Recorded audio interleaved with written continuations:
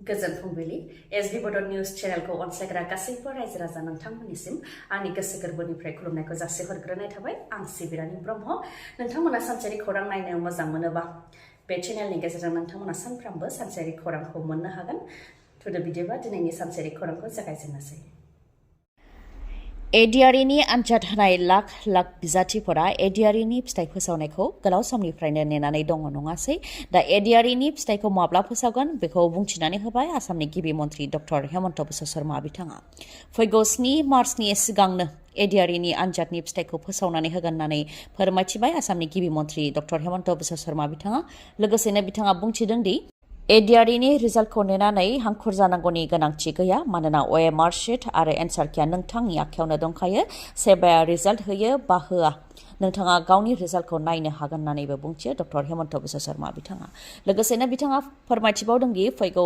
24 फेब्रुआरियाव prime minister Narendra Modi बिथाङा गुवाहाटीआव फैगोन सरसजाय स्टेडियामाव झुमुर मोसानानै रेकर्ड खालामगोन बेयाव प्राइम मिनिस्टार नरेन्द्र मदि बिथाङाबो बाहागो लाफैगोन होननानै फोरमायथिदों आसामनि मोनथाम मोसानाय बिहु झुमुर आरो बागुरुम्बा मोसानायखौ माहारियारि थाखोआव लांनायनि खोथा दङ बेनि मादाव बिहुनिया जाखांबाय आरो दा झुमुरनिया जागोन आरो फैगौ अक्ट'बर नभेम्बर आरो डिसेम्बरनि गेजेराव बागुरुम्बाखौ खालामनो नाजागोन होननानैबो बुंथियो डक्टर हेमन्त बिश्व शर्मा बिथाङा दिल्लीनि गोदान गिबि मन्थ्रिखौ फोसावबाय बिजेपिआ दिल्लीनि शालिमारनिफ्राय गिबि खेबनि थाखाय MLA देरहासार जानो हानाय रेखा गुप्ताखौ दिल्लीनि गिबि मन्थ्रि महरै सायख'बाय रेखा गुप्ता आरो दिल्ली केबिनेटनि मेम्बारफोरा सोरखार दानो थाखाय दिल्लीनि लेफ्टेनेन्ट गभर्नरखौ लोगो हमदोंमोन आरो दिनै रेखा गुप्ताया दिल्लीनि गिबि मन्थ्रिनि समायखिराखौ लागोन बिथाङा दिल्लीनि ब्रैथि आइजो गिबि मन्थ्रि बेनि सिगां सुषमा स्वराज शीला दीक्षित आरो आतिशी बिथांमोनहा दिल्लीनि गिबि मन्थ्रि जादोंमोन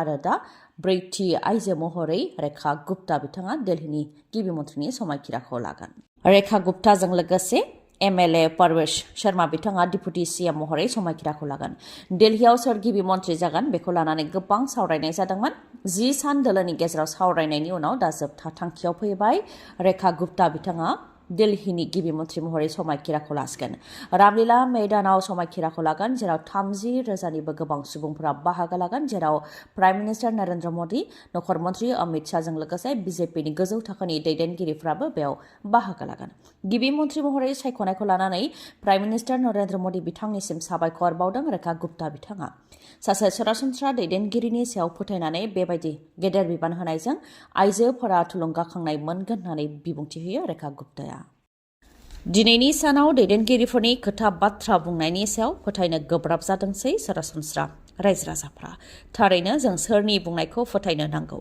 आसामनि गिबि मन्थ्रि डक्टर हेमन्त बिश्व शर्मा बुंनाय रावाव सैथो दं ना एबसुनि गाहाय दिपेन बर' बिथांनि बुंनाय रावाव सैथोथि दं बिचार गोरोबथानि गेजेरजों बिचाराव गामि सोनाय आरो दानख'नायनि बाथ्रा दं गामि सोनायखौ लानानै रायजो राजाफोरखौ गोनो गोथो साननायाव खोख्लैदों मानगोनां दैदेनगिरिफ्रा डक्टर हेमन्त बिश्व शर्माया सदनाव बुंथिदोंमोन दि एबसुआ दा गावनि पजिशनखौ सोलायगासिनो दङ सिगांनि समाव 10% बर' थायोब्लानो बे गामिखौ नांगौ होननानै एबसुआ दाबि खालामदोंमोन नाथाय दा 100% बर' थायोब्लासो गामिखौ नांगौ होननानै एबसुआ दाबि खालामदों होननानै बुंथिदोंमन हेमन्त बिश्व शर्माया लोगोसे सनितपुर आरो बिश्वनाथनि गामि सोनायखौ लानानैबो सावरायनाय जादोंमोन जेराव 50-50 बर' आरो अबर' थानायखौ लानो नाङा होननानै एबसुखौ बुंनाय जादोंमोन आरो बेखौ एबसुआ बुजिदों बा रियेलाइज खालामदों होननानै हेमन्त बिश्व शर्माया बुंथिदोंमोन बेनि उनावनो एबसुनि गाहाय दिपेन बर'आ बाथ्रा बुंफिनदों 100% बर' थायोब्लासो बे गामिखौ लानाय बाथ्रायाव दिमत गैखाया होननानै बुंथियो बिथाङा रेभिनिउ आरो फरेस्ट भिलेजाव 50%नि बांसिन ट्राइबेल सुबुं थानायखौनो सोगोन 100% बर' थानाय गामिखौल' सोनायनि बाथ्राया गैया होननानैबो बुंथियो 50निफ्राय 100% थानायखौनो सोनो खामानि मावगासिनो दं होननानैबो बुंथियो दिपेन बर'आ ओजोंहाय बिटिआरनि बिखा क'क्राझाराव आसाम आयेन आफादनि जथुमा खुंनानै 125थि एमेन्डमेन्टखौ लाबोनानै बेनि गेजेरजों सिक्स शेड्युलखौ गोख्रों खालामनो थाखाय भारत सरकारखौ नारसिननायनि थाखाय आसाम सरकारा जि खोथा होदों बेखौ बरायो होननानैबो बुंथियो दिपेन बर'आ लोगोसे बे बाजेट सेसनाव स्कुल प्रभिन्सियलाइज खालामनाय आरो 2027आव उदालगुरियाव मेडिकेल कलेज लुनो थांखि लानाय लोगोसेनो गेलेमफु भुटानाव माइन्डफुलनेस सिटी खालामनो खोथा होनायखौ बरायो होननानैबो बुंथियो दिपेन बर'आ बोथोर बिगियाना सांग्रांथि फोसावखानाय लेखायै बरागाव हरखाबै फैनाय बारा फारसेनिफ्राय सिलिंखार खालामलांदों। मोब्लिबथार जनायजों लोगोसे न'नि थिं बिरखारदों आरो दंफां लाइफांफोरा गुबुदों। काछारनि लखीपुर, सनाय, उधरबन्दजों लोगोसे गोबां जायगाफोरावनो हरखाबै फैनाय बारा फारसेनिफ्राय सिलिंखार खालामलांदों।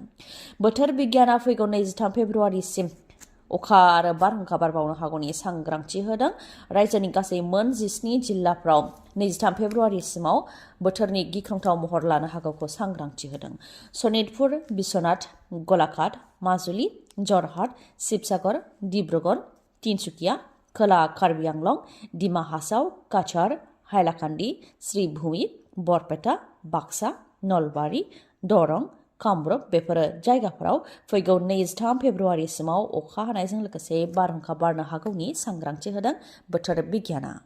डनाल्ड ट्राम्पआ इउएसनि प्रेसिडेन्ट जानायनि उनाव भारतनि हेंथा मोनफानि उनाव मोनफा राहा लादों। भारतआव भटारखौ बांहोनो थाखाय इउएसनिफ्राय 21 मिलियन डलार रां हरोमोन बेखौ केन्सेल खालामबाय डनाल्ड ट्राम्पआ। मख'नो गोनांदि इउएसनि प्रेसिडेन्ट जानाय लोगो लोगोनो भारतनिफ्राय इउएसआव आयेन बेरेखायै थाहैनाय सुबुंफोरखौ प्लेनाव दैखांनानै भारतआव दोनफैदोंमोन। बेनि उनाव दा इउएसनिफ्राय भारतआव भटार टार्न आउट अदेबानि भारतआव भटारफोरनि अनजिमाखौ बांहोनो थाखाय हरनाय 21 मिलियन डलार रांखौ केन्सेल खालामबाय अदेबानि रांखौ भारतआव हरनाय जानाय नंला। बेनि सायाव प्रेसिडेन्ट डनाल्ड ट्राम्प बिथाङा बेखौनो बुंथिदों दि भारतआव दा गोबां रां दंसै आरो बयनिख्रुइबो बांसिन टेक्स लाग्रा हादरनि मादाव भारत हादराबो गंसे। बेनिखायनो इउएसनिफ्राय रां हरनांगौनि गोनांथि गैला होननानै बुंथियो बिथाङा आरो भारतनि प्राइम मिनिस्टार नरेंद्र मोदी आरो भारतखौ आं मान होयो होननानैबो बुंथियो डनाल्ड ट्राम्पआ। फोरमायथिनो गोनांदि थांनाय साननैसो सिगां इउएसनि प्रेसिडेन्ट डनाल्ड ट्राम्प आरो भारतनि प्राइम मिनिस्टार नरेंद्र मोदी बिथांमोन सानैखौ लोगो हमनायखौ नुनो मोन्दोंमोन।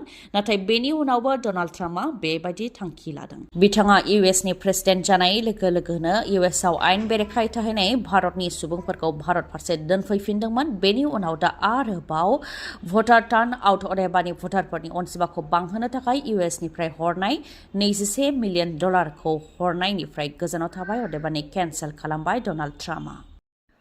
गुवाहाटीनि ससेलाव थोरसि लथा दामनानै धरनायाव जिरायदों फरायसालिफोराव ओंखाम संग्रा आइजोफोरा।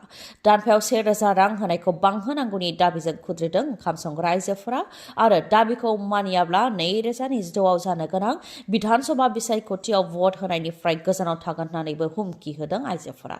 जायनाखि गोलाव समनिफ्रायनो दाबि खालामबोदों। दाबि खालामै खालामै 2025सिम सौफैबाय नाथाय दिनैसिमबो राङा बाङाखै। 1,000 रांजों न'खर सालायनो हायो नामा बेखौ लानानै सोरखारनिसिमबो सोंथि खालामदों बिथांमोनहा। आरो बिथांमोनहा बुंथिदों दि मन्त्रि एमएलएफोरना साहा खेबसे लोंगासेयावनो 1,000 रां खरसा जायो नाथाय ओंखाम संग्राफोरा न'नि खामानि गारनानै फुंनि 8:30 रिंगायावनो फैनानै बेलासि 1:30 रिंगा बा 2 रिंगासिम खामानि मावो अब्लाबो दानफायाव 1,000 रांल' मोनो। बेलासियाव थांनानै हाजिरा मावनोबो गोरोबहैया। नाथाय फरायसालियाव ओंखाम संनायनि थाखाय 1,000 रांल' होयो। बेनिखायनो बे 1,000 रांखौ बांहोनांगौनि थाखाय दाबि खालामनायजों लोगोसे एपइन्टमेन्ट लेटार होनानै साख्रिखौ जाहाथे रेगुलार खालामो बेनि थाखायबो दाबि दैखाङो ओंखाम संग्रा आइजोफोरा। नोंथांनि मेगनाव जेंना जादों नामा? जुदि जेंना जादोंब्ला आरो नोंथाङा मेगननि मोजां डक्टर नागिरदोंब्ला नोंथांनि थाखाय मोजां खौरां। बङाइगावनि आइ हस्पिटालाव फैगोन सिनियर आइ स्पेशलिस्ट डक्टर प्रबिन बसुमतारी। बिथाङा एम्स निउ दिल्लीनि बारग' एसआर आरपिसि आरो दिल्ली जिएनसिटिनि बारग' आइ कनसालटेन्ट।